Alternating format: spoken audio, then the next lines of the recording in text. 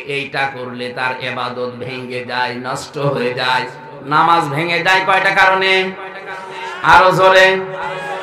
ওযু ভেঙে যায় কয়টা কারণে? এরকম হজ ভেঙে যায়, যাকাত ভেঙে যায়, আপনার আমল ভেঙে যায়। সবগুলো ভাঙার কিছু না কিছু কারণ আছে। নবীজি বলেন পৃথিবীতে মানুষ জান্নাতে যাবে যেটা নিয়ে, তার নাম ঈমান। ঈমানও ভেঙে যায় 10টা কারণে। ঈমান ভেঙে যায়, নষ্ট হয়ে যায় কয় কারণে? এখানে যারা আছেন আমার যতটুকু বিশ্বাস, এখানে কোনো বেঈমান নেই, থাকলে এখানে আসতেন না। এখন আপনার ঈমান আছে না গেছে, না ভেঙে গেল, ব্যর্থ হয়ে গেল, নষ্ট হয়ে গেল, এটার খোঁজ নেওয়ার দরকার নেই? আরো জোরে। হযরত হুযায়ফাকে মাঝে মাঝে খলিফাতুল মুসলিমিন হযরত ওমর ডাক দিয়ে বলতেন, ভাই নবীজি ইন্তেকালের আগে তোমার কাছে একটা লিস্ট দিয়েছিল গোপনে, মদিনাতে কারা কারা মুনাফিক ওই লিস্টের ভেতরে লেখা আছে, একটু দেখো তো ওই লিস্টের ভেতরে আমি ওমরের নামটা আছে কিনা। ও বাংলার মুসলমানেরা, যে লোকটাকে জিন্দা অবস্থায় নবীজি জান্নাতের গ্যারান্টি দিলেন, আকাশের তারকার চাইতে যার দুনিয়াতে নেকির কাজ বেশি, কোন রাস্তা দিলে হেঁটে গেলে 40 দিন শয়তানও রাস্তায় যেতে ভয় পেত। এত কথা তার নামে শুনি, কোন নবী দুনিয়ায় আসবে না। যদি নবী আল্লাহ কাউকে পাঠাতেন, হযরত ওমর নবী হয়ে যেতেন। এত কিছু যার নামে শুনছি, এই লোকটা কিয়ামতে এত বেশি ভয় পেতেন মরণের পরবর্তী জীবন সম্পর্কে। আমি তার জীবনীটা পুরা পড়েছি। একটা জায়গায় আমার কাছে আশ্চর্য মনে হয়ে গেছে, কোন পর্যায়ের লোক ছিলেন। আল্লাহ পাক বলেন, হে নবী, এই যে কিতাব আপনাকে আমি দিয়েছি, এটা যখন প্রচার করবেন মানুষের সামনে, মানুষকে যখন সতর্ক করবেন এ কোরআন দিয়ে, তখন আপনার মনের ভেতরে যেন কোনো সংকীর্ণতা, দ্বিধা, দ্বন্দ্ব, ভয়, ভীতি, সংশয়, সন্দেহ এগুলো কাজ না করে। যিকরালিল মুমিনিন, কোরআন আমার মুমিন বান্দা বান্দীদের জন্য উপদেশ। আয়াতের মাঝে দেখবেন হারাজুন শব্দ আছে। তাফসীর পড়তে গিয়ে আমি হারাজুনের ব্যাখ্যা পেয়েছি 2টা। আলেম সহ যারা জ্ঞানী মানুষ আছেন খুব খেয়াল করেন, হারাজুনের 1 নাম্বার অর্থ হচ্ছে কোরআন যখন সতর্ক করবে।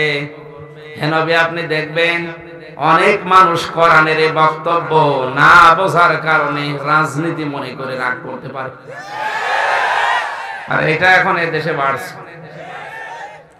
আমি যেটা বলতে চাই কোরআন দিয়ে, ওইটাও না বুঝে উল্টা দিকে নিয়েছে, রাজনীতি মনে করে। 2 নম্বরে, হে নবী, কোরআন দিয়ে যখন আপনি উপদেশ দেবেন, দেখবেন অনেক ইবাদত বন্দেগী বাংলাদেশ পৃথিবীর ময়দানে মনে করেন চালু করা আছে, যেগুলো আসলে ইবাদত না, মানুষ বানিয়েছে। আর এরকম ইবাদত এই বাংলাদেশে প্রায় 34টার উপরে চলছে। কোন দলিল নেই, আন্দাজে বানিয়ে বানিয়ে মনে করে বাবা করেছে, দাদা করেছে, করতেছে। কিন্তু কোরআনের তাফসীর করতে গেলে ওগুলো টিকবে না, খসে পড়ে যাবে। কারণ তাফসীর মানে খুলে ফেলা। তাফসীর মানে কি? আবরণ দিয়ে ঢাকা আছে, আবরণ তুলে ফেলা। আবহমান কাল থেকে যে নিয়ম নীতিগুলো মানুষ ইবাদত মনে করে করছে, ওগুলো যখন টিকবে না, ওই এলাকায় যারা আপনাকে নিয়ে এসেছিল, ওরা হাদিয়া তোফা নজর নেওয়াজ দূরে দূরের কথা, ওরা তখন মন খারাপ করে ওটা বন্ধ করে দিতে পারে। এই জন্য নবীজিকে আল্লাহ জানিয়েছেন, হে নবী, কোরআন দিয়ে সতর্ক করার সময় আপনি যেন ভয় পাবেন না।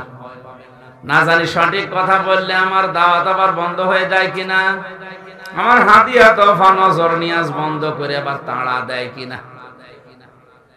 কোন ভয়, কোন সংকীর্ণতা মনের ভেতরে রাখবেন না। আমরা এই 2টা জিনিস সামনে রেখে তাফসীরে প্রবেশ করব ইনশাআল্লাহ। দরুদ আর সালাম পড়ছি আমাদের নবী মুহাম্মদুর রাসূলুল্লাহ সাল্লাল্লাহু আলাইহি ওয়াসাল্লামের প্রতি। আমার প্রতিটি কথার পেছনে একটা করে শিক্ষা বের হবে, যদি খেয়াল করেন। যারা আনিত আদর্শ পেয়ে আমরা খুশি না বেজার? খুশি আছি তো? দুনিয়াতে আমরা যারা ওযু করি অনেকেই জানি ওযু ভেঙে যায় 7টা কারণে। কয় কারণ? এর একটা কারণ যদি আপনার ভেতরে দেখা যায়, প্রকাশ পায়, আপনার ওই ওযু দিয়ার নামাজ। আরো জোরে বলেন। আমি তাফসীর মাহফিল, ওয়াজ মাহফিল, সেমিনার, সিম্পোজিয়াম যাই বলেন, এগুলোকে আমি একটা ক্লাস মনে করি। কিরাসুল কোরআনের 45 মিনিট 1 ঘন্টা পরিমাণে একটা ক্লাস নিয়ে যদি একটা শিক্ষা আমি নিয়ে যেতে না পারি, তা আমারও ব্যর্থতা। আপনি এত কষ্ট করে এসেছেন, আপনারও এই সময় নষ্ট। কথাটার সিগনিফিকেন্স কি ছিল? বিশ্ব নবী আমাদের আদর্শ, তার আদর্শ পেয়ে আমরা খুশি। আমরা কি ওযু ভেঙে যায় আপনি জানলেন 7টা কারণে, নামাজ ভেঙে যায় 19টা কারণে। কয়টা? এই 19টা কারণের একটাও যদি আপনার ভেতরে পাওয়া যায়, আপনার নামাজ আর নামাজ নেই, নষ্ট হয়ে গেছে। এ পর্যন্ত জানেন তো? হ্যাঁ, যত ইবাদত দুনিয়ায় আছে প্রত্যেকটা ইবাদতে ব্যর্থ হওয়ার পেছনে, নষ্ট হওয়ার পেছনে আপনার জীবনের আমলগুলো আল্লাহ নষ্ট করে দেয়, ভেঙে ফেলে, ব্যর্থ করে দেয়।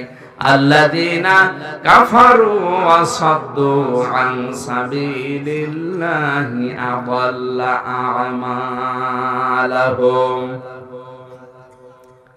এই যে আমলের বহুবচন আমাল, যে মানুষগুলো আল্লাহর আয়াতের সাথে, আল্লাহর বিধানের সাথে কুফরি করেছে। কাফারু শব্দের শাব্দিক অর্থ ঢেকে রাখা।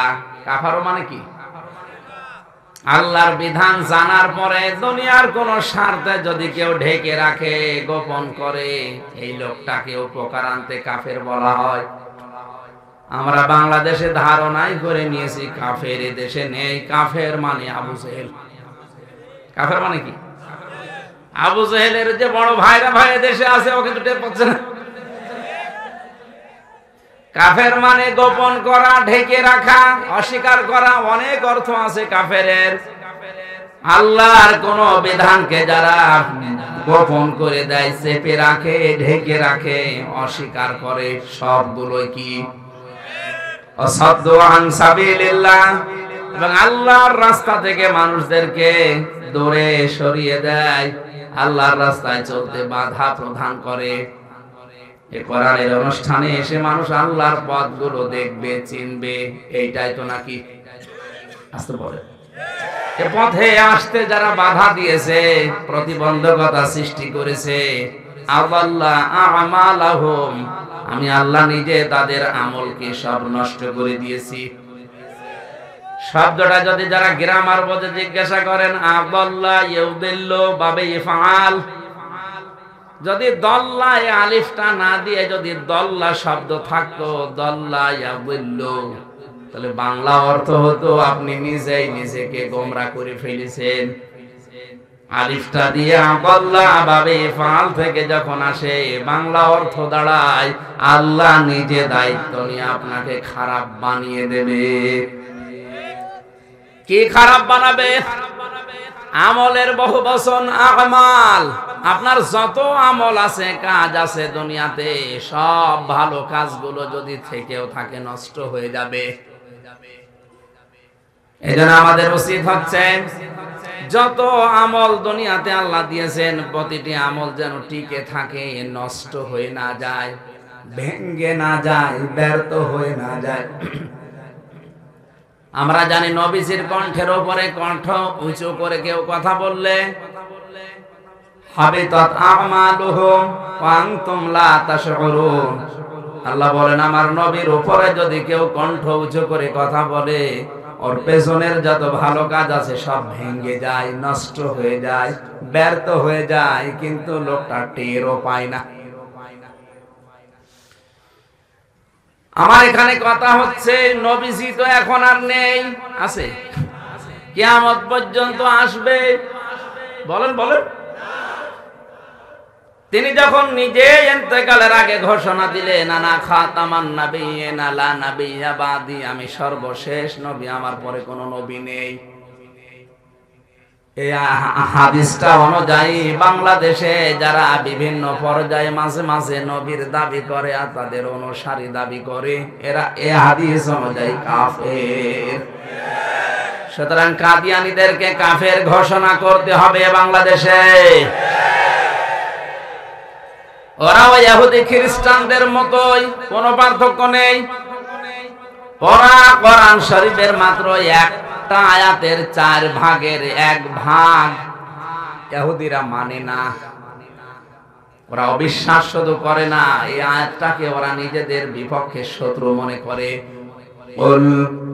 মান কানা আদুব্বান লিজিবরিল ফাইন্নাহু নাযালাহু আলা কলবি ইলা আখিরি আয়াত।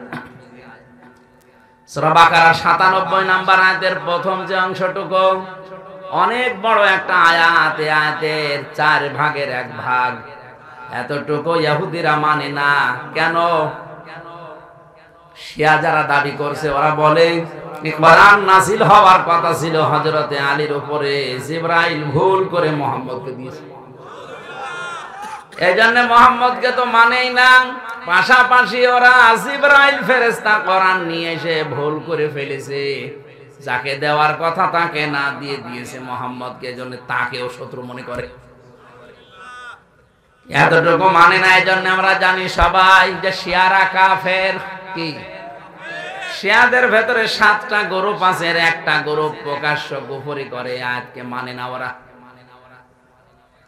খেয়াল করে শোনেন, খ্রিস্টান যারা আছে হযরতে ঈসা আলাইহিস সালামকে তারা আল্লাহর সন্তান বলে ঘোষণা দিয়েছে, মরিয়ম আলাইহিস সালামকে তারা আল্লাহর স্ত্রী বলে ঘোষণা দিয়েছে। অথচ কোরআনে কারিমে আল্লাহ সূরা ইখলাসে জানিয়েছেন লাম ইয়ালিদ ওয়া লাম ইউলাদ, আমি কারো সন্তান না, আমি কাউকে জন্ম দেই না, আমাকেও কেউ জন্ম দেয়নি। এই আয়াত অনুযায়ী খ্রিস্টানরা যাই করুক কাফের। বলেন না কেন? সূরা আহজাবের 40 নম্বর আয়াতটা খেয়াল করেন, মা কানা মুহাম্মাদুন আবা আহাদিম মির রিজালিকুম ওয়ালাকির রাসূলুল্লাহি ওয়া খাতামান নাবিয়্যিন। এই যে এত বড় আয়াতের এই পৃথিবীতে যারা কাদিয়ানি দাবি করে ওরা কিন্তু মা কানা মুহাম্মদ মানে, আবা আহাদিম মির রিজালিকুম মানে, ওয়ালাকির রাসূলুল্লাহ এইটাও মানে, খাতামান নাবিয়্যিন 4 নাম্বার যেটা তিনি শেষ নবী, এইটা ওরা মানে না। তাহলে এক আয়াতের 4 ভাগের মাত্র 1 ভাগ মানে না। ওরা কোরআন শরীফ অস্বীকার করে না, কাদিয়ানীর এরকম না। ওরাও জানে কোরআন আল্লাহর কিতাব, আল্লাহ নাযিল করেছে, মুহাম্মদের উপরে নাযিল হয়েছে, অসুবিধা নেই। উনি এই দুনিয়ায় অ্যাডাল্ট কোন পুরুষের পিতা না। এইজন্য আলা আহাদিম মির রিজালিকুম, আল্লাহ কিন্তু সিবিয়ান দেননি, রিজাল দিয়েছেন। সিবিয়ান বলা হয় শিশুদেরকে, রিজাল বলা হয় যে মানুষগুলো বয়স প্রাপ্ত হয়ে গেছে তাদেরকে। বিশ্বনবীকে আল্লাহ এই পৃথিবীতে কোনো প্রাপ্ত বয়স্ক পুরুষের পিতা বানাননি। কথা বুঝতেছে? আল্লাহ যদি এখানে সিবিয়ান দিতেন ওরা ভুল ধরতো, বলতো মুহাম্মদের তো ছোট ছোট সন্তান ছেলে ছিল, এই কোরআনে ভুল পাওয়া গেছে। কত সূক্ষ্ম বিষয় আল্লাহ ছাড় দেননি, এজন্য কিয়ামত পর্যন্ত এর ভেতরে কেউ ভুল বের করতে পারবে না। আমার মাঝে মাঝে কোন আয়াত নিয়ে খটকা লাগলে আমার মনে হয় যে এই তো পাওয়া গেছে, একটু গভীরে গেলে দেখি না আমারই ভুল হচ্ছে। এখান থেকে কি শিক্ষা নিতেন? তিনি অ্যাডাল্ট কোন পুরুষের, প্রাপ্ত বয়স্ক পুরুষের পিতা না। হ্যাঁ, ওনার ছোট ছোট ছেলে ছিল, এটা আছে, কিন্তু এই জন্য আল্লাহ সিবিয়ান না দিয়ে দিয়েছেন রিজাল। 2 নম্বরে উনি পৃথিবীতে রসুল ছিলেন, এইটা ওরা মানে। কোনো অসুবিধা যে মুহাম্মদ রসুল, কোনো অসুবিধা নেই, কিন্তু উনি শেষ রাসূল, শেষ নবী, এটা আমি মানি না। শেষ নবী, শেষ রসুল, এটা হচ্ছে গোলাম আহমদ কাদিয়ানী। এতটুকুর কারণে আমরা জানি সবাই এই দেশে খ্রিস্টানদের সাথে ইহুদিদের সাথে যেমন বিয়ে দেওয়া জায়েজ নেই, এই কাদিয়ানীদের সাথে আত্মীয়তা করা, বিয়ে দেওয়া আরো জোরে। সুতরাং ওরা দেশে যদি থাকে ইহুদিদের মতো খ্রিস্টানদের মতো থাকবে, আমাদের কোনো অসুবিধা নেই, কথাও নেই। কিন্তু মুসলমান পরিচয় দিয়ে থাকলে কোরআনের এই আয়াতটা কেমন হয়ে যায়। আমার মাঝে মাঝে আয়াতগুলো অনেক চিন্তা আসে। ইহুদি, খ্রিস্টান, কাদিয়ানি, শিয়া যাই বলেন, এ মানুষগুলো পুরা কোরআন অস্বীকার করে না।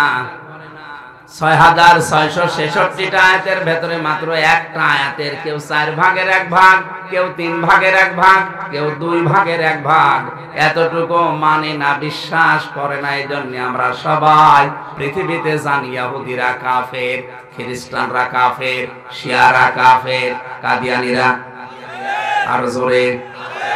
অথচ বাংলাদেশে জিহাদের আয়াত আল্লাহ কোরআনে ৯০৩ জায়গায় ডাইরেক্ট ইনডাইরেক্ট মিলে দিয়েছে।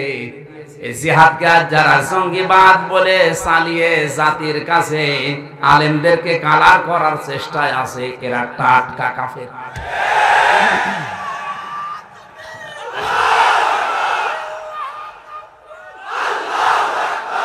এই বসেন। জিহাদ একটা ইবাদত, আপনি না করতে পারেন সেটা আলাদা, কিন্তু এটা যারা করতে চায় আপনি তাদের পেছনে এভাবে লেগে আছেন। অথচ ইহুদিকে আপনি দেখলেই কাফের মনে করেন, খ্রিস্টানকে দেখলেই কাফের মনে করেন, শিয়া দেখলেই কাফের মনে করেন, কাদিয়ানি দেখলেই কাফের মনে করেন। আপনি যে নিজে কাফের বাপ হয়ে গেছেন, আপনি টের পাচ্ছেন। ওরা মাত্র একটা আয়াতের ৪ ভাগের ১ ভাগ মানে না, আপনি ফতোয়া দিচ্ছেন কাদিয়ানি কাফের, ওর সাথে আত্মীয়তা জায়েজ নেই। আপনি ৯০৩টা আয়াত মানেন না, এক কথা বলেন না কেন? বিশ্বনবী মুহাম্মদুর রাসূলুল্লাহ সাল্লাল্লাহু আলাইহি ওয়াসাল্লামের কথা বলছিলাম। পৃথিবীতে প্রতিটি ইবাদত তিনি শিখিয়েছেন আর বলেছেন এইটা করলে তার ইবাদত ভেঙে যায়, নষ্ট হয়ে যায়। নামাজ ভেঙে যায় কয়টা কারণে? আরো জোরে। ওযু ভেঙে যায় কয়টা কারণে? এরকম হজ ভেঙে যায়, যাকাত ভেঙে যায়, আপনার আমল ভেঙে যায়। সবগুলো ভাঙার কিছু না কিছু কারণ আছে। নবীজি বলেন পৃথিবীতে মানুষ জান্নাতে যাবে যেটা নিয়ে, তার নাম ঈমান। ঈমানও ভেঙে যায় 10টা কারণে। ঈমান ভেঙে যায়, নষ্ট হয়ে যায় কয় কারণে? এখানে যারা আছেন আমার যতটুকু বিশ্বাস, এখানে কোনো বেঈমান নেই, থাকলে এখানে আসতেন না। এখন আপনার ঈমান আছে না গেছে, না ভেঙে গেল, ব্যর্থ হয়ে গেল, নষ্ট হয়ে গেল, এটার খোঁজ নেওয়ার দরকার নেই। আরো জোরে। হযরতে হুযায়ফাকে মাঝে মাঝে খলিফাতুল মুসলিমিন হযরত ওমর ডাক দিয়ে বলতেন, ভাই নবীজি ইন্তেকালের আগে তোমার কাছে একটা লিস্ট দিয়েছিল গোপনে, মদিনাতে কারা কারা মুনাফিক ওই লিস্টের ভেতরে লেখা আছে, একটু দেখো তো ওই লিস্টের ভেতরে আমি ওমরের নামটা আছে কিনা। ও বাংলার মুসলমানেরা, যে লোকটাকে জিন্দা অবস্থায় নবীজি জান্নাতের গ্যারান্টি দিলেন, আকাশের তারকার চাইতে যার দুনিয়াতে নেকির কাজ বেশি, কোন রাস্তা দিলে হেঁটে গেলে 40 দিন শয়তানও রাস্তায় যেতে ভয় পেত। এত কথা তার নামে শুনি, কোন নবী দুনিয়ায় আসবে না। যদি নবী আল্লাহ কাউকে পাঠাতেন, হযরত ওমর নবী হয়ে যেতেন। এত কিছু যার নামে শুনছি, এই লোকটা কিয়ামতে এত বেশি ভয় পেতেন মরণের পরবর্তী জীবন সম্পর্কে। আমি তার জীবনীটা পুরা পড়েছি। একটা জায়গায় আমার কাছে আশ্চর্য মনে হয়ে গেছে, কোন পর্যায়ের লোক ছিলেন। আমি শিক্ষার জন্য কয়েক মিনিটে বলছি, খুব নীরব ভাবে শুনবেন। হযরত ওমর তার ছেলে আব্দুল্লাহ ইবনে ওমরকে ভর্তি করলেন মাদ্রাসায়। প্রধান বিচারপতি ওই সময় হযরতে আলী তার ছেলে হাসান হোসাইনকে দিলেন মাদ্রাসায়। হোসাইন ছোট মানুষ, বারবার কলম ফেলে দেয় আর বলে, আব্দুল্লাহ তুলে দাও। একবার, দুইবার, তিনবার তুলে দিলেন।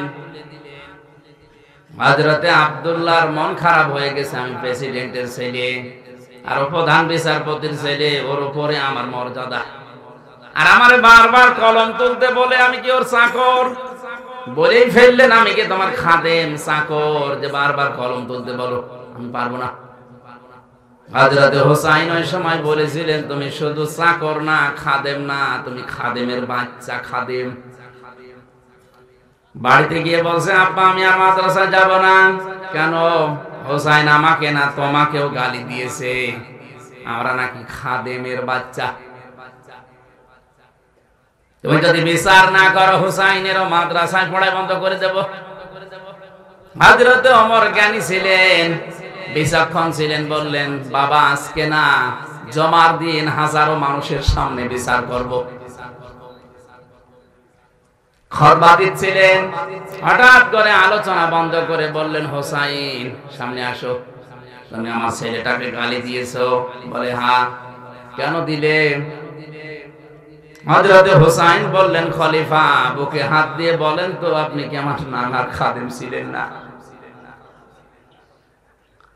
হযরত ওমরের কথা বন্ধ হয়ে গেছে, চোখের পানি ফেলে দিয়ে বলে, ঠিকই তো, আমি এভাবে ভাবি না, আমি তো আসলে তোমার নানার খাদেম ছিলাম। এই কথাটা কি তুমি একটু লিখে দিতে পারবে? বলে, কাগজ নিয়ে আসেন। ছোট মানুষ তো আবেগেই বলেছে, কাগজ নিয়ে আসেন। খেজুরের পাতা নিয়ে এসেছে, উনি লিখে দিলেন, আমি নিজে দেখেছি ওমর আমার নানার খাদেম ছিল, খেদমত করতো, ইতি হুসাইন ইবনে আলী। সই করে দিলাম। কাগজটা হাতে নিয়ে হযরত ওমর চমা খেলেন, সাহাবীদেরকে বলে, আল্লাহর নবীর সাহাবীরা, বিচার হয়ে গেছে। ছোট মানুষ আব্দুল্লাহ তো বোঝে না, বলে, বাবা তুমি তো এখনো বিচার শুরুই করলে না, কি করে হয়ে গেল? হযরত ওমর বলে, বাবার এই যে বিচার করেছি, এটা দুনিয়া না, মরণের পর কাজে লাগবে। আমি যখন মারা যাব, এই কাগজটা আমার কাফনের মাঝে দিয়ে দিও। মরণের পরে আমার জীবনের কিছু যদি আল্লাহর ভালো না লাগে, আমার জীবনের কিছু যদি কবুল না হয়, অন্তত এই কাগজটা তুলে দেখাবো। রব্বুল আলামিন, তুমি আমার এই কাগজটার দিকে তাকিয়ে দেখো, তোমার নবীর নাতি সই করে দিয়েছে আমি নাকি নবীর খাদেম ছিলাম। ওসিলাই হলেও তুমি আমাকে মাফ করে দাও। কোন পর্যায়ে ছিলেন তারা? এই মানুষটা মাঝে মাঝে হযরতে হুযায়ফাকে বলতেন, দেখো তো নবীজি যে লিস্ট দিয়েছে মুনাফিকের, ওর ভেতরে আমার নামটা আছে কিনা। হযরত হুযায়ফা কেঁদে ফেললেন, ডাক দিয়ে বলে, খলিফা কি বলেন আপনি? আপনার নাম মুনাফিকের লিস্টে থাকবে মানে? হযরত ওমর বলে, ভাই দুনিয়াতে নবী ছাড়া কারো ঈমান নিরাপদ না, কখন কে বেঈমান হয়ে যায় বলা যায় না। আমি এখন আছি মুসলিম, কখন আমার ঈমান ভেঙে যায়, নষ্ট হয়ে যায়, আমি নিজেও জানি না। এখনো যদি দেখি যে আমার নামটা ওই লিস্টে আছে, তওবার তো সময় এখনো শেষ হয়ে যায়নি, আমি এখনো সময় আছে, তওবা করে ফিরে আসতে পারবো।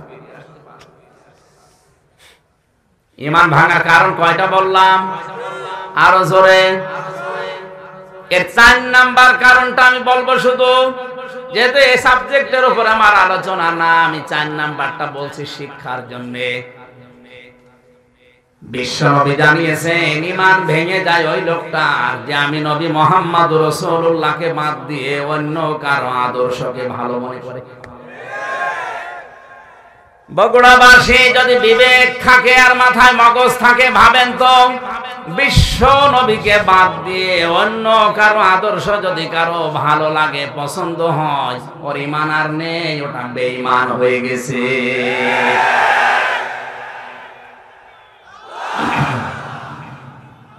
একটু কয়েকদিন আগে একটা জরিপ পেয়েছিলাম, এদেশে বিশ্ব নবীকে একমাত্র আদর্শ হিসাবে মেনে চলে মাত্র 15% মানুষ।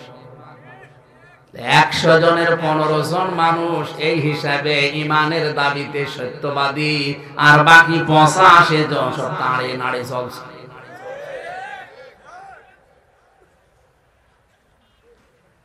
আব্দুল্লাহ ইবনে উবাইয়ের নাম শুনলে আমরা ঘৃণা করি, অথচ তার পুরা জীবন পড়ে দেখেছি আমি তাফসীরে ইবনে কাসিরের ভেতরে, আমার দৃষ্টিতে শুধু একটা ভুল পেয়েছি। ওই লোকটার জীবনে কোনো ভুল আমি পাইনি, মাত্র একটা ভুল ছিল। ও নবীর মতো দাঁড়িয়ে রাখতো, নবীজির পেছনে নামাজ পড়তো, নবীর সাথে রোজা রাখতো, ইফতারি করতো, ওর টুপি, জুব্বা, পাগড়ি, দস্তরখানা সব ছিল নবীর মতো। এমনকি নবীজি যখন যা বলতেন কারেন্টের মতো করতেন। বিশ্ব নবী একবার বলেছিলেন, আল্লাহর কাছে দুইটা নাম কিন্তু প্রিয়, আব্দুল্লাহ আর আব্দুর রহমান। আলোচনা শোনার ফাঁকে পেছন দিক থেকে দৌড় দিয়ে বাড়িতে যেয়ে নিজের নাম, ছেলের নাম, নাতি ছেলের নাম, বাবার নাম সব পাল্টিয়ে রেখেছে আব্দুল্লাহ। নবীর কথা মানতো কম। কথা বলেন। এই লোকটা যখন মারা গেল, ওর ছোট্ট ছেলে এসে নবীজি মসজিদে নববীতে বসা, ডাক দিয়ে বলে, ইয়া রাসূলুল্লাহ, আমার বাবা মারা গেছে। নবীজি বললেন, কে? আব্দুল্লাহ ইবনে উবাই। আমার বাবা মারা যাওয়ার আগে দুইটা কথা জানিয়েছে। এক নম্বরে আপনি আমার বাবার জানাজাটা পড়াবেন, দুই নম্বরে আপনার এই জামাটা কাফনের জন্য দিবেন। নবীজি বললেন, ঠিক আছে, লাশ রেডি করো। জামা খুলে দেবেন। হযরত ওমর সহ 22 জন সাহাবী বসা ছিলেন, 21 জন দাঁড়িয়ে গেছে। এটা সিরাত ইবনে হিশামের ভেতরে আছে। সঙ্গে সঙ্গে হযরত ওমর জামা টেনে ধরলেন, না আপনি খুলে দেবেন না। নবীজি বলেন, ওমর জামা ছেড়ে দাও, এখনো পর্যন্ত আল্লাহ আমাকে নিষেধ করেনি, সুতরাং জামা ছাড়ো, আমি দিতে চাই। কারণটা কি? বদরের ময়দানে যে 14 জন শহীদ হয়েছিল আর 14 জন আটক হয়েছিল, ওই আটক যারা, তাদের ভেতরে আমার চাচা আব্বাসও ছিল। আমার চাচাকে আমি বন্দিশালায় যখন বন্দি করে রেখেছিলাম, বেঁধে রেখেছিলাম খেজুরের পাতার দড়ি দিয়ে। এত ফর্সা ছিল আমার চাচা, খুব শক্ত করে বাঁধার কারণে তার রক্ত জমে গিয়েছিল শরীরে। রাতের বেলা বন্দীদের আমি বন্দিশালায় দেখতে গেলাম। আমার ডান পাশে ছিল আবু বকর, বাম পাশে ছিল হযরত ওমর, আর এই লোকটা আমার পেছনে ছিল, এই আব্দুল্লাহ বিন উবাই। বন্দিশালায় আমি তাদেরকে বলেছিলাম, যারা লেখাপড়া জানো, আমার সাহাবীরা যারা অশিক্ষিত, লেখাপড়া জানে না, তাদেরকে যদি শিক্ষা দিতে পারো আমি তোমাদের ছেড়ে দেব। মুক্তিপণ হিসাবে এই কাজটা করা লাগবে। চাচার এই দৃশ্য দেখে আমি নিজেও কষ্ট পাচ্ছিলাম। আমার চাচার শরীরের পোশাক পর্যন্ত যারা দায়িত্বে ছিল খুলে নিয়েছিল। আমার কষ্ট দেখে, চোখের পানি দেখে আব্দুল্লাহ বিন উবাই ওই দিন তার নিজের জামা খুলে আমার চাচাকে জড়িয়ে দিয়েছিল। আজকে আমার এই জামাটা ফেরত দিয়ে আমার ওই চাচার ঋণ আমি শোধ করে দিলাম। কিয়ামতে যেন এই লোকটা আমার কাছে আর কিছু চাইতে না পারে। জামা খুলে বললেন, যাও রেডি করো। হযরত ওমর কিন্তু বসে আছে, উনি যাননি। 21 জন সাহাবী নিয়ে নবী গেলেন, জানাজার প্রস্তুতি নিলেন। এটা তাফসিরে হাক্কানিতে পাবেন, তাফসিরে ফি জিলালিল কোরআনে আছে।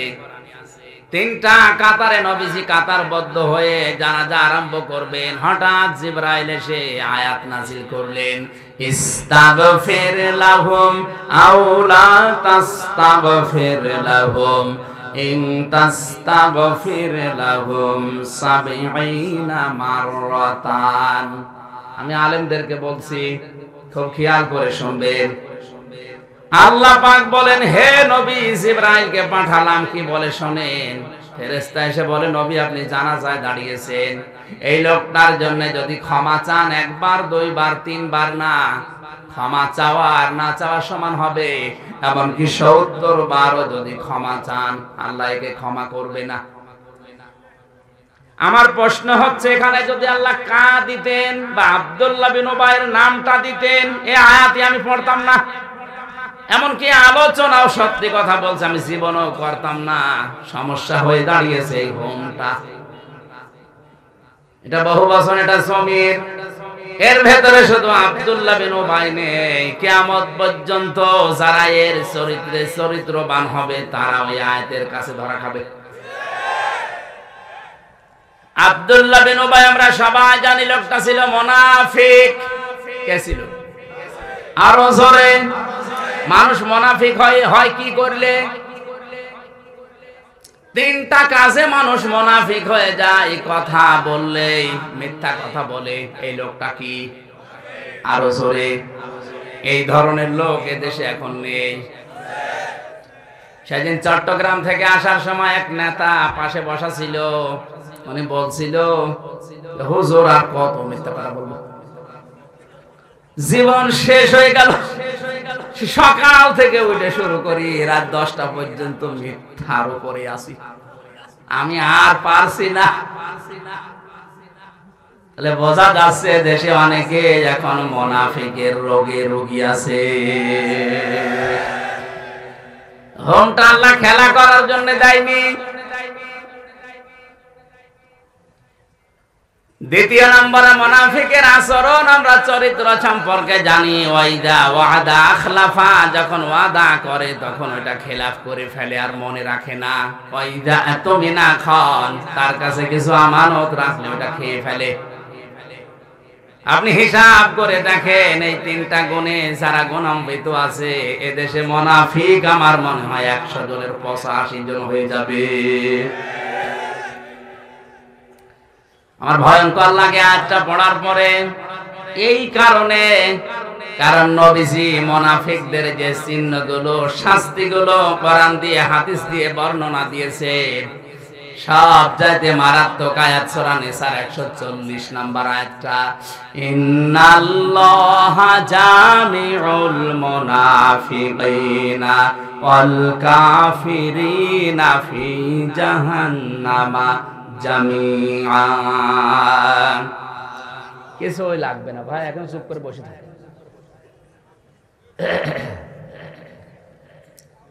বগুড়াবাসী আরো খেয়াল করে শোনেন, অবশ্যই আমি আল্লাহ জাহান্নামে একত্রিত করব মুনাফিক আর কাফেরদের। আগে কাদের নাম? আরো জোরে বলেন। তার মানে বোঝা যাচ্ছে আল্লাহর দৃষ্টিতে কাফেরের চাইতেও নিকৃষ্ট মুনাফিক।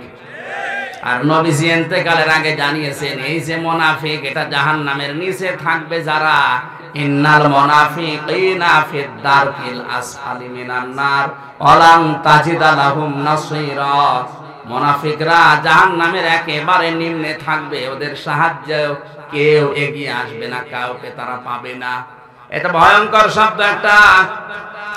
অন্যান্য কাউকে সাহায্য করা হবে না এমন কথা কোরআনে খুব কম আছে, কিন্তু মুনাফিকদের বেলায় লান আছে, ওয়ালান তাজিদা লাহুম নাসীরা। মুনাফিকদের জন্য কোনো সাহায্য, আরো জোরে বলেন। এই যে কথাগুলো বলতে বলতে বিশ্ব নবী জানিয়েছেন এই যে মুনাফিক নিকৃষ্ট আল্লাহর সৃষ্টি জগতে যারা, এরা কিন্তু কোন ইহুদি, খ্রিস্টান, বৌদ্ধ, মাজুসি, হিন্দু এদের ভেতরে তৈরি হবে না। কিয়ামত পর্যন্ত মুনাফিক তৈরি হবে শুধুমাত্র আমার উম্মত মুসলমানদের ভেতরে। এখন যদি কেউ বগুড়াতে জিজ্ঞাসা করে আমি ইহুদি দেখব, যান অভিশপ্ত ইসরায়েলে যান, শুধু ইহুদি পাবেন। কথা বলে না কেন? কোন মানুষ যদি বলে আমি খ্রিস্টান দেখব, যান আপনি আমেরিকা যান, শুধু খ্রিস্টান দেখতে পাবেন। এখন একজন বলছে আমি বৌদ্ধ দেখবো, আপনি মায়ানমারে যান, চীনে যান, শুধু বৌদ্ধ পাবেন। আর একজন বলে আমি মুশরিক দেখবো, হিন্দু দেখবো, পাশের দেশে যান, শুধু হিন্দু পাবেন। কথা বলে না কেন? লোকটা যদি বলে সব চাইতে নিচে থাকবে জাহান্নামে যারা মুনাফিক, আমি এদেরকে দেখবো। কারণ এই দেশে আমরা জানি 100 জনের 96 জন মুসলমান দাবি করে। কথা বলেন ঠিক কিনা? তাহলে মুনাফিকও আমাদের ভেতরে থাকার সম্ভাবনা আছে। আব্দুল্লাহ বিন উবাইয়ের জন্য নবীজি কিন্তু 70 মাররাতান পর্যন্ত বলার পরে ফেরেশতা জিবরাইল যখন থেমে গেছে, নবীজি মনে মনে সিদ্ধান্ত নিয়েছিলেন যে এখন আমি 71 বার দোয়া করব। 70 বারে যদি হবে না, আমি তো 71 বার করলে আল্লাহ তো নিষেধ করেনি, সঙ্গে সঙ্গে জিবরাইল এসে পরবর্তী শব্দটা নাযিল করলেন, ফালাইয়াগফিরাল্লাহু লাহুম। হে নবী, ৭১ বার না, এর জন্য যদি কিয়ামত পর্যন্ত আপনি দোয়া করেন কবুল হবে না। শুধু এর জন্য না, আয়াতের শেষে আছে হুম। কি আছে? আরো জোরে। এর মতো যারাই চরিত্রবান হবে, মুনাফিক হবে, তাদের জন্য আমি আল্লাহ মাফ করছি না, করব না। লান আছে মুজারের আগে, বর্তমান, ভবিষ্যৎ, প্রেজেন্ট, ফিউচার। মুজারের আগে লান আসলে অর্থ হয় কোশ্চিন কালেও হবে না। আল্লাহ যদি গ্যারান্টি দেয় যে একে শুধু না, এর মতো যারাই কিয়ামত পর্যন্ত মরবে তাদেরকে আমি মাফ করছি না, করব না, কোন বাবা আছে আপনার ক্ষমা করবে বলে? এই চিন্তার বিষয় তো আমাদের এই জায়গায়।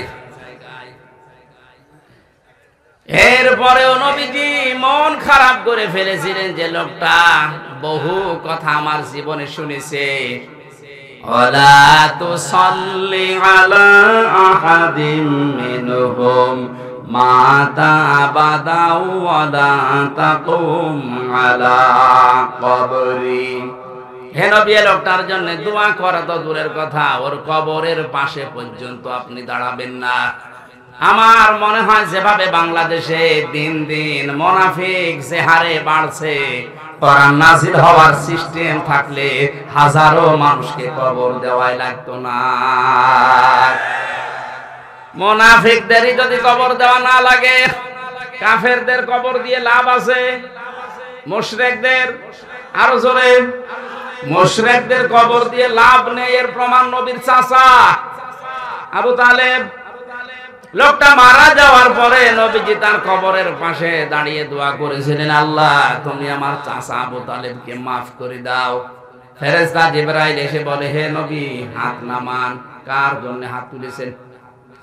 মা কানা লিন নাবিয়্যি ওয়াল্লাযীনা আমানু আইয়াস্তাগফিরু লিল মুশরিকিন ওয়ালাউ কানু উলি কুরবা ইলা আখির আয়াত।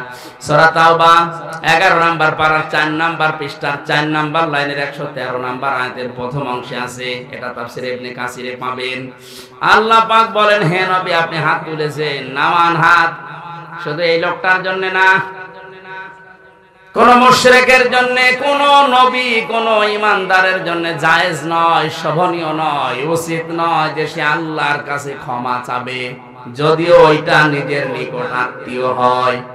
বগুড়াবাসী, আপনার বিবেক কি এখনো খুলবে না?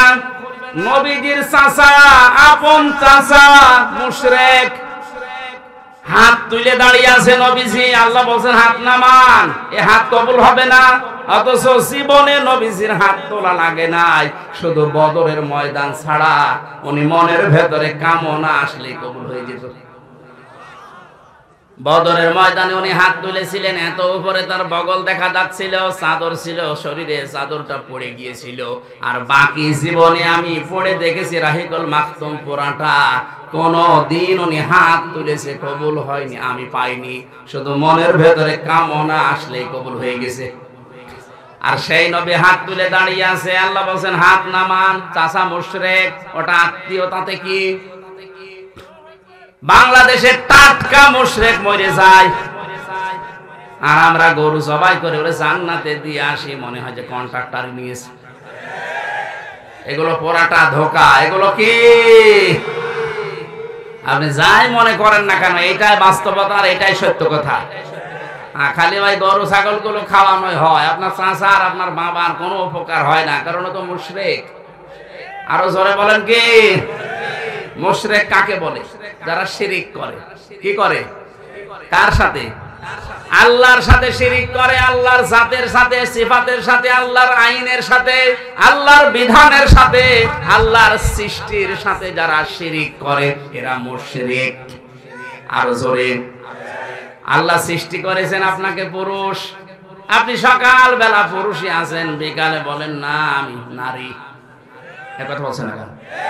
এই সিস্টেম এখন চালু হয়নি, এইগুলো এখন আবার শিক্ষা ব্যবস্থায় চালু করে দিয়েছে।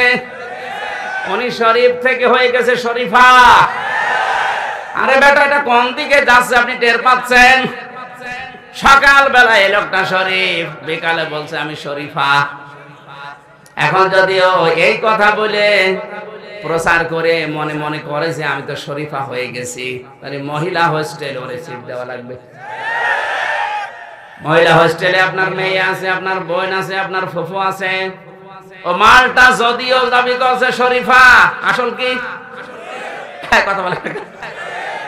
ওরা যদি আপনি মহিলা হোস্টেলে সিট দেন, যেখানে আপনার মেয়ে আছে, আপনার বোন আছে, আপনার ফুফু আছে, নিচে নামা লাগবে।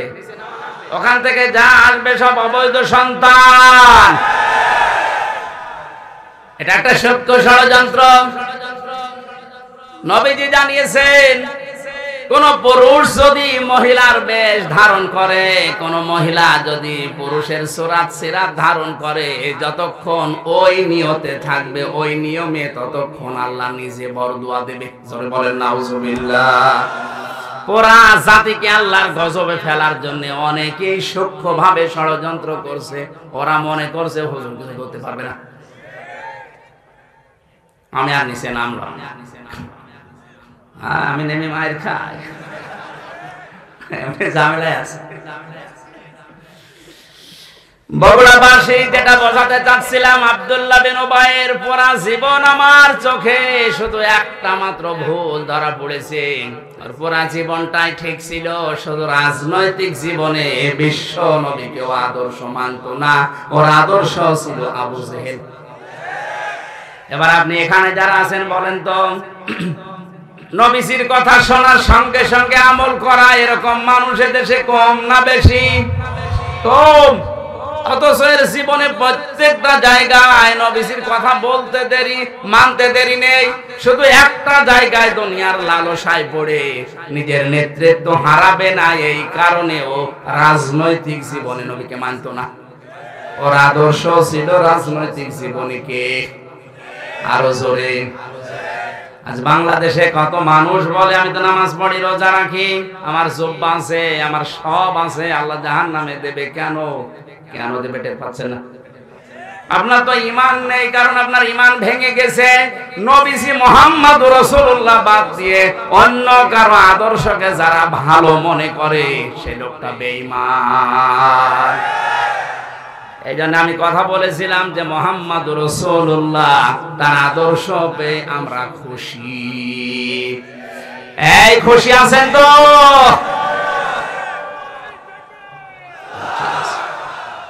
আজকের তেলাওয়াত কিন্তু আয়াত, এই মাসের শেষ দিন আজকে, রজব মাস।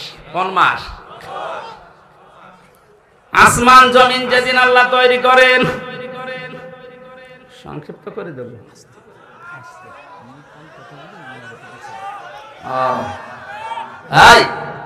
আবেগ দিয়ে চলে না ভাই। আমি যে আয়াত পড়েছিলাম সূরা বানী ইসরাইলের প্রথম আয়াত, 14টা পয়েন্ট ছিল আয়াতের ভেতরে। অন্তত 5 মিনিট করে বললো, 5 14 70 মিনিট লাগবে। আমার সংক্ষেপে তার মানে 2-4 মিনিট। আমি আয়াতটা অন্তত শেষ করি। জবান খুলে পড়ে না, আউযু বিল্লাহি মিনাশ শাইতানির রাজিম, বিসমিল্লাহির রহমানির রহিম,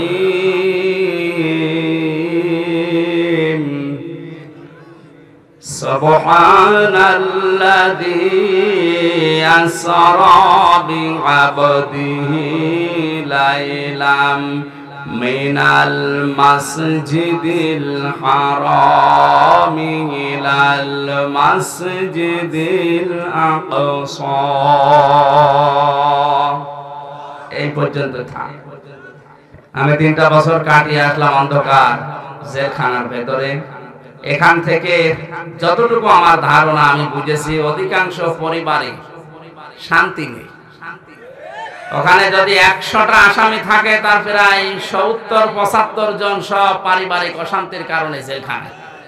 হয় বউ মার্ডারের আসামি, নাই আত্মমারা করে ফেলেছে, এরকম। তাই আমি পারিবারিক জীবনের যে দাম্পত্য জীবনে কলহ এবং এর সমাধান কি করে করা লাগে, আমি টুকে টুকে রেখেছিলাম ওখানে। বাইরে এসে 2টা বই করেছি। একটা পুরুষের জন্য, একটা মহিলাদের জন্য। যদি পারেন ওইটা মেয়েদের উপহার দেবেন, আর মেয়েরা নিয়ে স্বামীদেরকে দেবেন। আশা করি দাম্পত্য জীবনের যে সমস্ত ঝামেলাগুলো, এই প্রক্রিয়া প্রেম, এগুলো আস্তে আস্তে বিদায় নেবে আমাদের সমাজ থেকে। আল্লাহ আমাদের তৌফিক দিন। আমি স্টেজে মনে হয় পাওয়া যাবে, এখান থেকে নিয়ে যাবে। শেষ তো করব, কমিটি তো শেষ করতে দেবে। হ্যাঁ বাড়ি ভাই আছেন, মোনাজাত করবো।